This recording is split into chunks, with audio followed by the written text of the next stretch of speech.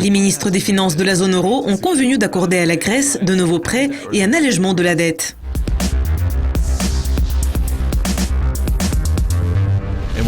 Dans ce qui a été décrit comme une avancée majeure, les créanciers internationaux de la Grèce semblent avoir accordé le plus solide allègement de la dette. Après près de 11 heures de négociations terminées très tard dans la nuit à Bruxelles mercredi, les ministres des Finances de la zone euro et le FMI ont convenu d'accorder un nouveau prêt de 10,3 milliards d'euros à Athènes.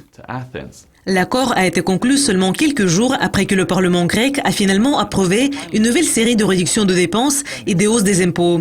Et c'est ce que le FMI avait exigé.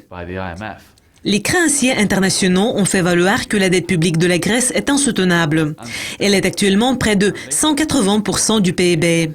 Et de mesures telles que la hausse des impôts et des réductions de dépenses pourraient aider la Grèce à réduire ce chiffre. Le président de l'Eurogroupe, Jeroen Dijsselbloem, a parlé aux journalistes mercredi matin et il a déclaré que « Nous sommes parvenus à une vraie avancée sur la Grèce, ce qui nous permet d'ouvrir un nouveau chapitre du programme d'assistance financière. » Il a ajouté qu'il était heureux de confirmer que le FMI allait rester à bord pour le moment. Malgré ce que les engagements supplémentaires d'un allègement de la dette accordée vont déterminer le chemin de la Grèce, on ne va pas transférer de sommes importantes avant 2018. Et c'est le meilleur délai.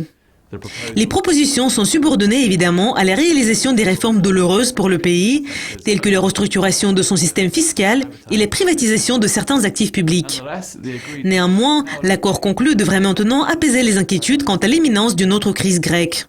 Mujtaba Rahman, le directeur européen de l'Eurasia Group, a souligné que le fonds doit maintenant respecter les règles. Il a ajouté que les déclarations suggèrent que les créanciers et le FMI ont recouvert des fissures, mais aussi que cela va nécessiter une nouvelle révision.